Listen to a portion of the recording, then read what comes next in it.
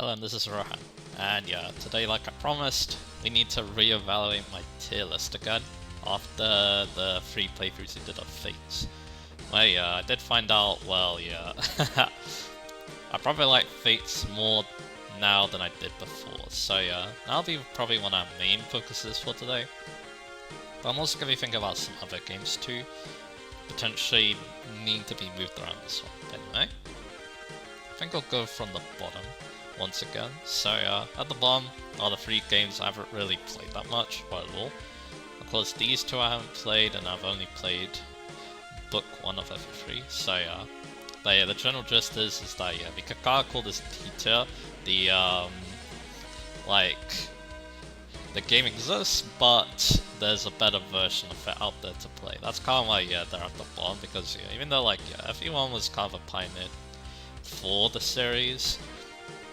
Again, it's just that, yeah, there isn't really a reason to play it because, again, Shadow Dragon's just a lot better than it. And yeah, it's kind of a weird, janky game at the same time as well. Like, yeah, it's definitely playable. Like, my brother did play it too. He's also played Gaiden as well. That's mainly where this information is coming from, but yeah, again, not playing it myself, of course, is another reason why, yeah, they're kind of near the bottom as well.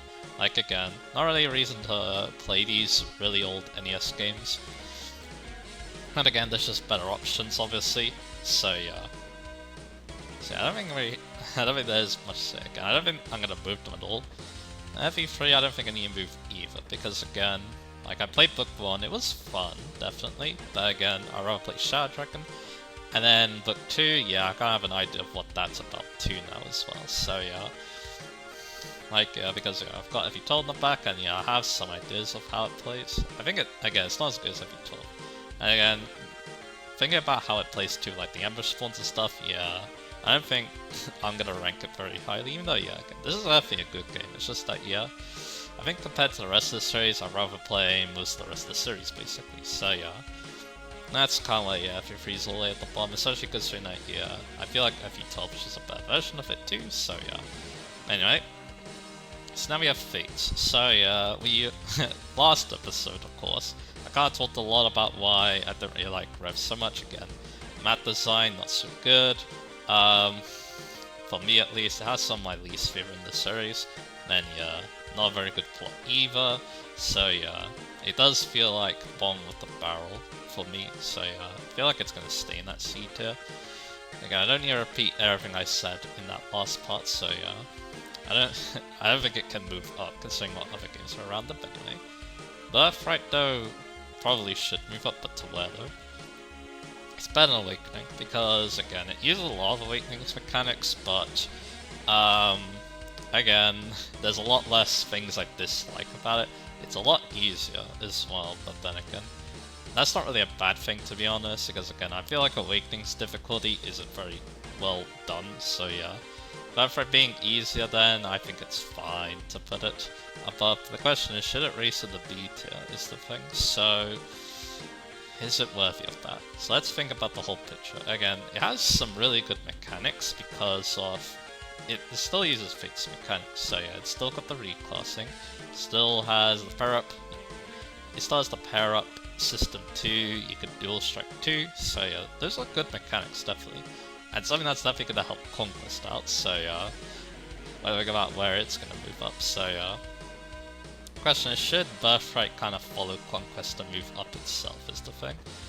Story-wise, again, it's the least bad, so yeah, that means that, yeah, it's the least bad, so that means that, yeah, maybe, maybe it should get some bright points out there. It's not a good plot either, so yeah. I feel like, you know what, I think it is making a statement to the team. Here's the reason why. Let's compare it to Three Houses and FE7, the games above it, because of course Conquest is moving up, that's potential, so yeah. Because FE7, again, the gameplay's alright in FE7, but again, it's nothing too special.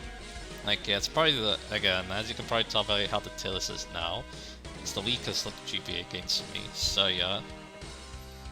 And then again, plot, yeah, there's definitely some issues with that, so yeah. And yeah, my brother will tell you a lot about those, so yeah.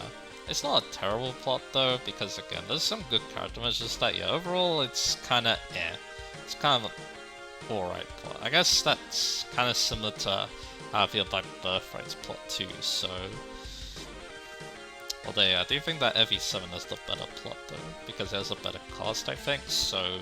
At least main cast. Because yeah... Again, like I said during my FE7 playthrough all that time ago, yeah, I do think that the dynamic between the three lords is actually kind of well done, to be honest. It definitely makes the plot more interesting to read than FE6, even though again, I don't think the plot itself is as good as FE6, because again, there's some weird stuff happening, so yeah. Yeah, now that I think about it closely, yeah, Birthright and FE7 feel similar to me in terms of quality, so yeah, maybe again, Birthright should move up to the beta. Again, I do think it's an enjoyable game, to be honest, and yeah, in fact, yeah, it is pretty similar to FE7 2 kind of gameplay-wise too, so you know what, yeah, maybe it should actually move up. Question is though, is it better than FE7 now? So, again, gameplay-wise, I feel like Birthright is better. They're both easy games, obviously, but I feel like Birthright with features mechanics, obviously, it's a bit more... I feel like you can get a bit more interest out of it. FE7, it's just a no-nonsense farm at the end of the day, so yeah, that also should be applauded too. But again, I think, yeah, me liking features mechanics a lot, yeah, again, maybe it should move up, is the thing. Again, plot-wise, both of them are nothing special. FE7 is slightly better in that regard, so yeah. This is not an easy choice, to be honest. I'll come back to this one, I think. So yeah, I don't think FE7 needs to move down, because, again, maybe it's better than Birthright, but it's definitely better than Awakening in my mind. I'd rather play FE7 than Awakening, so it doesn't need to move down to the C tier. Let's look at Conquest. Of course, Conquest is going to move up. It's at least going to be here because it gets hard carried by the gameplay. The question is, does it deserve to be an A tier? Let's think about the A tier. So we have Shadow Dragon, which has pretty good gameplay and actually some pretty good writing in its play, even though the plot's pretty basic. And then you have FE12. Again, pretty good gameplay. In fact, yeah, I'd say it is pretty good. It's pretty challenging though, that's for dang sure, especially in those higher difficulties. I'm only familiar with normal mode, which is very easy, but yeah.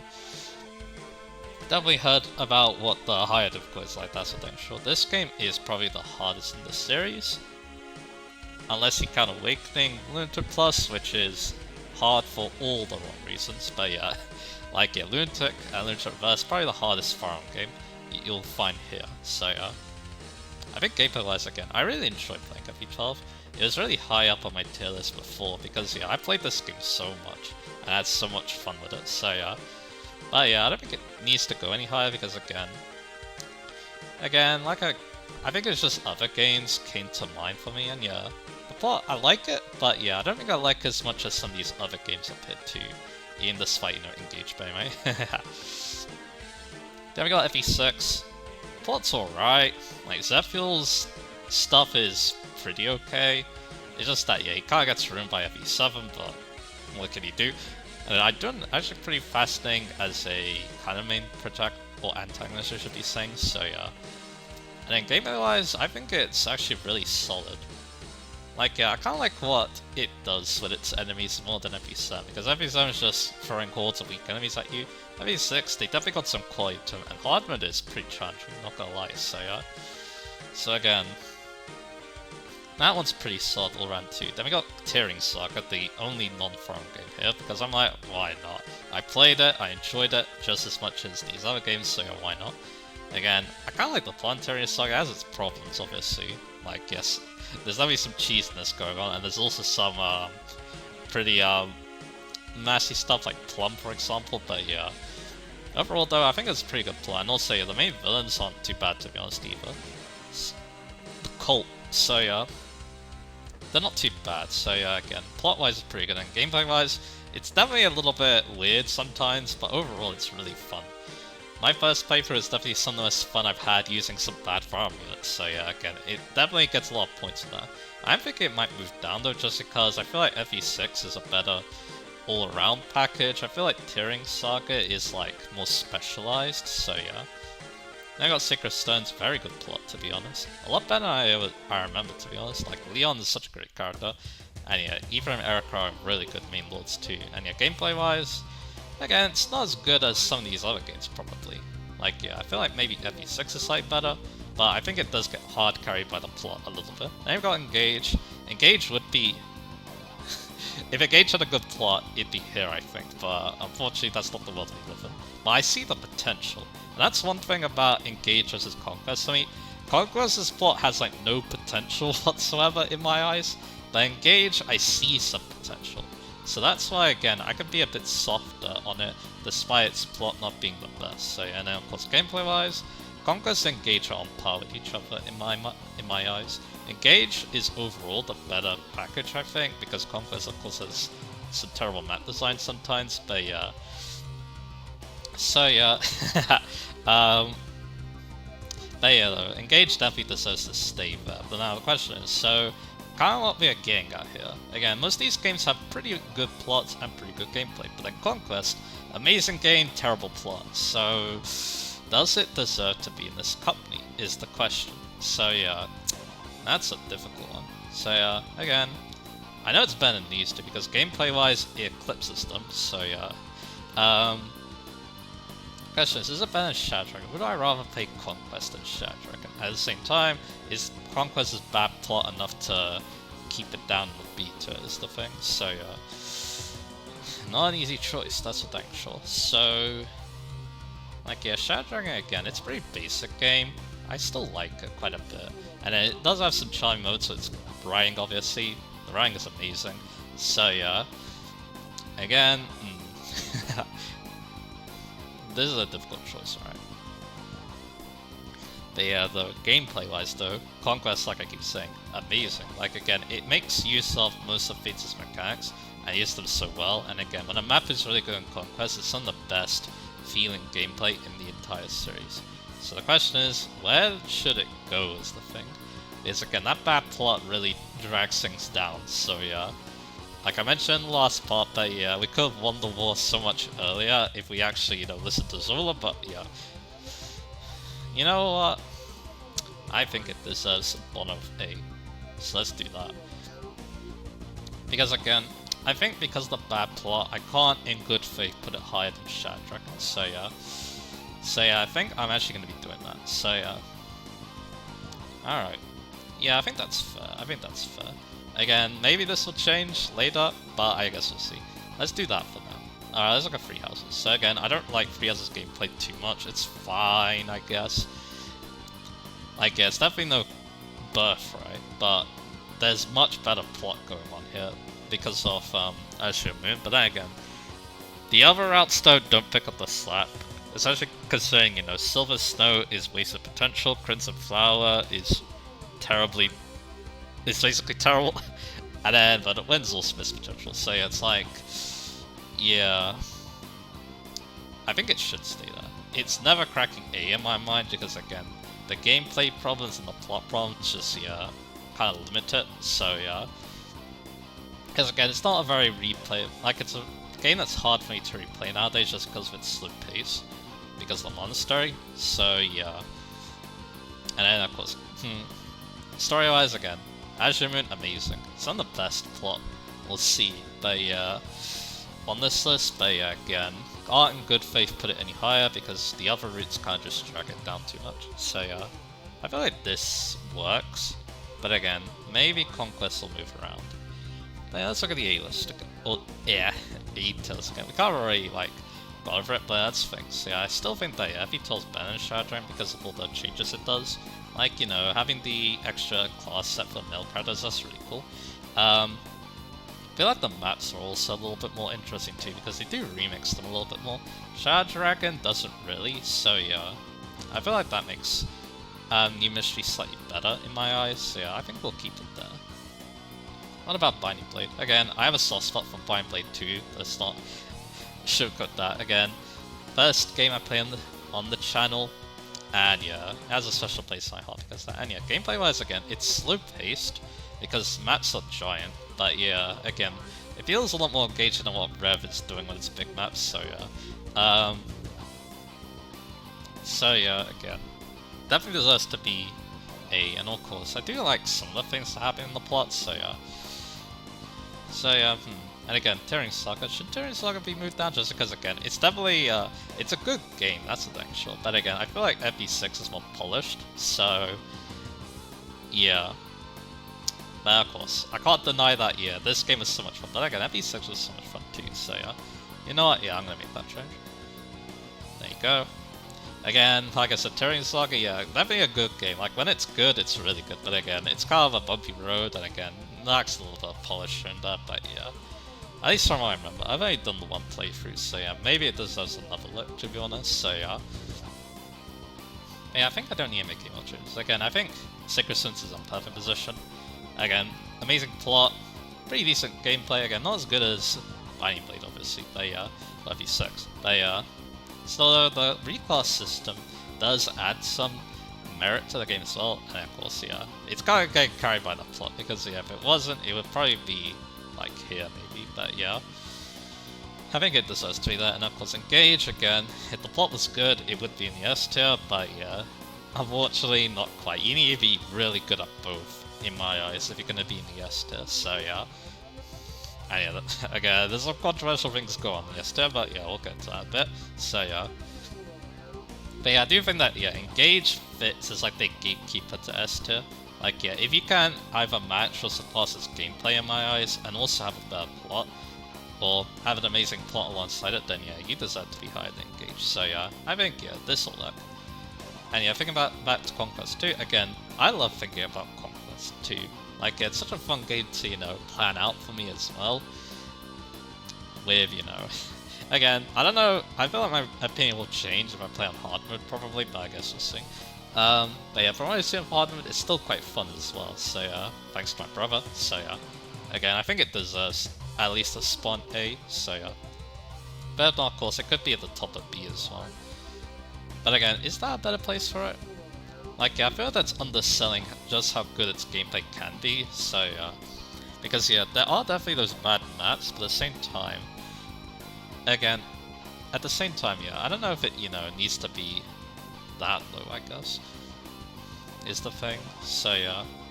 Again, I think it should stay here. Anyway, let's look at the S tier. So, my opinion on Frasier kind of fluctuates, because again, amazing plot, gameplay is basically laid the foundation for the GBA games.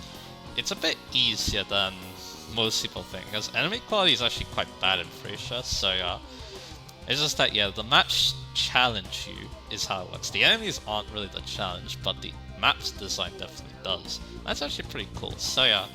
Again, my opinion of this game fluctuates a lot because, again, it's not easy to get into a game, I feel like. It's like one of those games that, yeah, I wake up in the morning, I'm like, alright, I want something to play, but yeah. I don't think Frasier's gonna be a game that's on the top of that list, but yeah. When I do buckle down and play it, I have a fun time. Like, when I think about this other playthrough, or my one and only playthrough, I think I play a little bit after that, but yeah, I didn't complete the second playthrough, so yeah. And yeah, I would love to play on the channel too, it'll be the next FE game I play on the channel, so yeah. While I take a break from that series. So yeah, because I need to take a break from FE if I'm gonna give it my all with Frasier, so yeah. Man, Path of Radiance. Basically perfect plot. It's just that, yeah, I like the gameplay, it's just that, yeah, the gameplay is kinda alright, I guess. Like, yeah, I like it. I like what Path of Radiance does, because again, it does get a big boost because of, the BXP system. It makes you want to play maps fast, and also you challenge yourself to play them fast too, so yeah, I like that quite a bit, so yeah. So again, yeah, it deserves to be quite high, and also like, kind of like the skill system. It's not as good as Fate's skill system, or even Engage's, but yeah, it's not bad to be honest.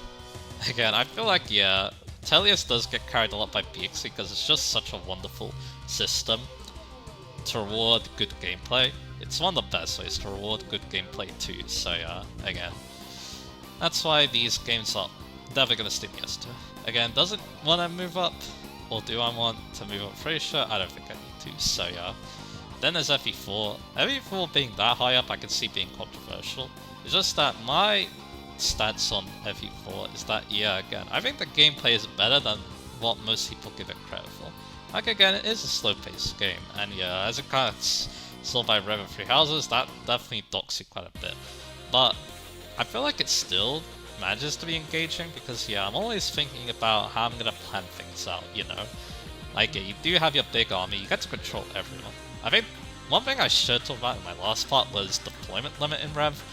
They should have raised it at least, because you have such a big roster.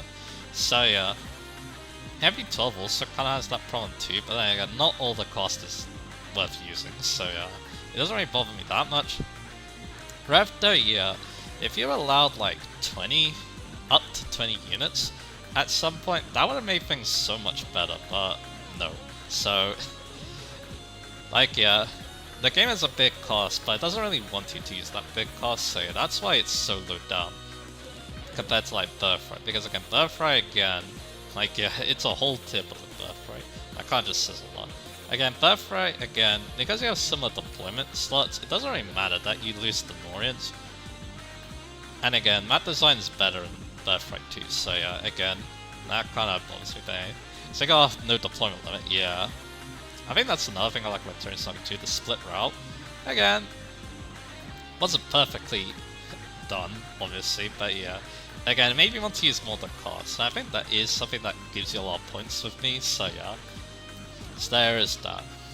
Again, maybe it should be above MV6, I'm not so sure. Again, MV6 does have its issues though, like Sakai for example, so yeah. I'm going a little bit all over the place. Yeah. Again, I do think that, I feel like MV6 is a bit more polished overall though, so yeah. Again though, I don't think Tyrann has ambush spawns. So yeah, maybe it should go up. Like, MV6 ambush spawns aren't that bad, to be honest. Maybe not normal, of course on hard they're pretty bad, but yeah. Again, I think FE6 does deserve to be a little bit higher, so yeah. But anyway, FE4. So, again, like I said, gameplay-wise, again, it's better than... I feel like I like it more than most people. Again, I feel like it's engaging even when things slow down and you're not fighting too much. Again, I'm also thinking about item management too, and the item management mechanics too, I think are really well done, to be honest. There is also somewhat interesting too, so yeah. Again, I think it deserves to be higher, but of course the plot is actually pretty well done, so yeah. Again, not perfect obviously, there'll definitely some weird points like how Sigurd and Deirdre get married, but hey. First gen though, it's a very unique experience and also very really well done experience too. And second gen, it's a very simple plot to be honest, but what it does show you is really cool, and some of the moments are some of the best story modes, gameplay interaction, story interaction modes in any Fire game, like the thing Hilda for example, so yeah. So yeah, I think it deserves to wear this crown up here. Then we get Echoes, which again, me and my brother love, and most people don't, and yeah, I'll explain why it's second. Gameplay wise, again, I had so much fun playing it, which again, that might seem like a shock considering how much I grilled this game for its map design, but Echoes though, I feel like it counters that map design, because again, there are definitely bigger formats. Of course I grilled this game for that too, but yeah. I don't know, it doesn't bother me that much to be honest, because you have Warp on your side. You also have enemies charging in similar groups, so like, yeah, you guys know a lot of maps like cabs are grouped up together, and then yeah, you just send your Force Slayer unit there, or Rise Vineyard, and then yeah, you're good. Witches aren't that problematic to be honest. I feel like, yeah, Armor Side is kind of fine, of course Circus Side has it kind of rough because there's no warp. You're basically relying on a lot of Hunter's Folly there, and yeah, that's kind of another thing too. If you have Hunter's Folly on your side, a lot of the map design kind of fades away, I guess. And yeah, Echoes, a lot of what it does too also really intrigues me. I don't really talk about forging that much, but yeah, it has one of my favorites to be honest. Like, it does feel like you're building up like some weapons. I don't know, I like the idea of building up your weapons with the forging systems. That's also one reason why I like Engages as well. So yeah, it does feel like your weapons mean so much, and of course combat arts really help out too. Again, Hunter's Voice is so good, it helps so much, so yeah. And it gives like a unit like Python, who was pretty bad in Gaijin. It actually makes him someone really worth using now. And again, some of the units are so much fun to use. Like, Force Cypher is one of my favorites, and so is Delphia. Like, yeah, one time I gave Delphia the Trigger Shield, that was so much fun. Like, it wasn't good, but it was so much fun to do that. So yeah, again, Echoes, tons of joy playing it, and to be honest, yeah, the plot is actually kind of well done. Like, yeah, I think, yeah, I think the thing that solidified Echoes thing here was what my brother was telling me about the plot too. Like, yeah, like how Regale works, how that ties into Duma. Like, yeah, I feel like Duma becoming, you know, decaying and stuff, or degenerating, that's what kind of led Regale to its conquering path now. And then also made the Duma Faithful act the way they do, because, yeah, Jeddah, yeah, he's basically just the antithesis of Celica, basically. They basically want the same thing, it's just that, yeah, Jeddah wants to keep Duma alive, but of course Celica wants to keep, Will alive. Too bad that didn't happen, but yeah. They both want some kind of god in their life, I guess. It would have been interesting if, you know, Celica... This doesn't happen in the plot, but it's something that my brother said. I feel like it would have been less polarizing if, yeah, Celica was more like, I want to keep the gods around, basically. So then that's why she gives herself up to... Oh yeah, that's kind of well spoiled up anyway.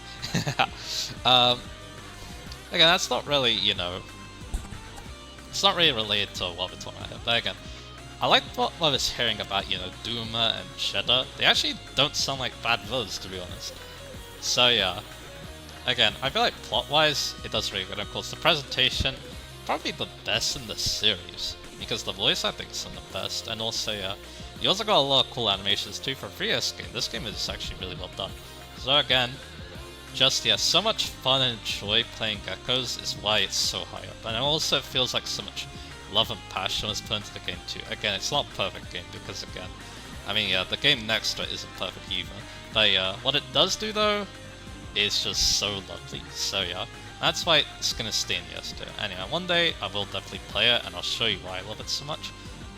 And why my brother loves it so much too, I guess. But anyway, Radiant Dawn, yep. It's gonna stay in yes tier at the top. Again, I know that this is the game that made me like, yes, I love this series as well. Because yeah, once I did my first playthrough, I was using Mia a lot. Yeah, that's how I realized, yeah, I love this series. So yeah. Like, yeah, Radiant Dawn, again, it does some of the things I like. Of course, the BXP system, the swing up the armies, the different perspectives. Part 1, yeah, Part 1's a little bit especially if you're on hard mode. Like, yeah, easy normal hard, obviously.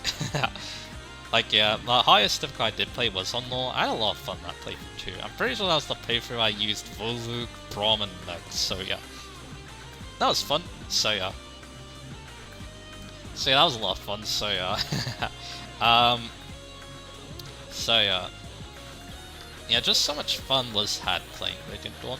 And yeah, getting to see my brother play it too, yeah, so much fun as well. Like, yeah, and of course, plot-wise, again, Radiant Dawn was definitely very over-ambitious. Probably a bit too over-ambitious, but yeah, not as over-ambitious as this game, by the way. But what I do see, though, is really well done. And to be honest, yeah, the plot was decently thought out after Path of Radiance. Again, Path of Radiance basically has the perfect plot. Radiant Dawn, lots of potential, but yeah, it doesn't always use that potential, but hey, it's fine. But I think one thing that does also help Radiant Dawn out is how it ends. Like, yeah, Part 4, not so great, because basically you're playing a bunch of free houses maps. So, yeah, that's what a lot of people like. Well, not, I wouldn't say a lot of people, but yeah. It's just, you know, big open route maps that aren't super enjoyable to play, and you also have some pretty dominating forces too. But then you get to the tower, and that's when things get really good. You pick your best units. You can even challenge yourself to not use the rolls, the goose rolls, because they're kind of broken, so yeah. So yeah, you can do that, and then yeah. Then the tower becomes this really epic power trip that also has some of the best bosses in the series too. Before they decide to rethink how bosses are designed in Engage, because Engage had some pretty good ones, to be honest, because of the extra health bars, so yeah.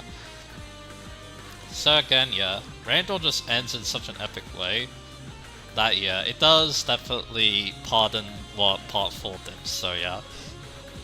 So yeah, there's that. Again, yeah, I don't think it's gonna take a lot to dethrone Radiant Dawn. I feel like, yeah, you need to surpass Engage's gameplay effect, but also have a pretty decent plot too. Again, Radiant Dawn, yeah, it definitely has its problems, but I like what I see with this plot, to be honest too. And there's a lot of interesting things going too. Like, my brother also told me a little bit about part 2 as well, when he made his villain tier list, which, yeah, I find quite interesting, so yeah. So there's that. But anyway, what else is there to say? With Rainbow, again, I don't think there is really anything else to say, really, so yeah. When it comes to this, but yeah, that's really, again, I feel like, yeah, it's gonna take a lot to throw Radiant Dawn, and again, I would love to show this in the channel at some point, if I can. But yeah, not much movement, again, pretty much all we did was just move Fates around, because now I have a better understanding of it than I did before, and yeah, I definitely reaffirm my things as some other guys do. It also gives you an idea of what I should be replaying. Of course, Frasier needs to be replayed, Tearing Saga probably needs to be replayed, Three Houses, oh god. It's gonna be a bit difficult to replay that one, but hey, everything need Heavy Sun. Awakening probably need to as well, so I can reaffirm whether it's better Birthright or not, so yeah. Or even if it's Wisdom Rev, but I doubt that, because Rev, you know, has even worse map designs, so yeah. Yeah, I don't think Rev can surpass Awakening, because again, plot is also not good in this, so yeah. And yeah, who knows, maybe FE3 wants to have a look, but I don't think it needs to. I think it's already, you know... Again, I already have a good understanding of it, and again, I don't think it's going to compare to FE12, so yeah. So I think that's it. How much time do we have left? I think this should suffice. Yeah, we'll go on for half an hour, so yeah. You know what, actually no. Give me a little bit, because yeah... I feel like I want to show something, but yeah, if I don't want to, then yeah, I'll end the part after that. Let me check something real quick. Nah, I think I'm in the part here. No worries. So yeah, I was thinking of maybe showing off my... basically, me and my brother, we basically spent all night making a villain tier list for Farmer. It's actually really fun, to be honest. Like yeah, some of the perspective he gave me when thinking about the game's like story and stuff was really interesting. Again, that's one reason why yeah, Echoes again, I feel like should stay there. And again, it kind of showed another thing too, how good like Tellius did its villains too, because yeah, of course they were pretty high up. So yeah, and of course I think some other things too is of course FE7.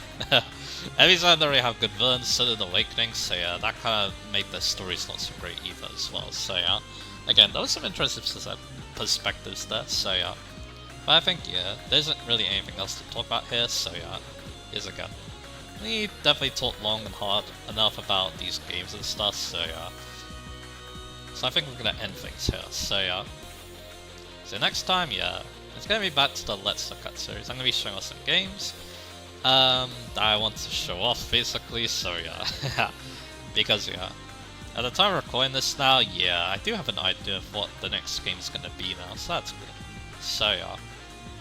Because yeah, I did do that update video, got the feedback from it, so yeah, now I feel a bit more confident. So yeah. So that's it.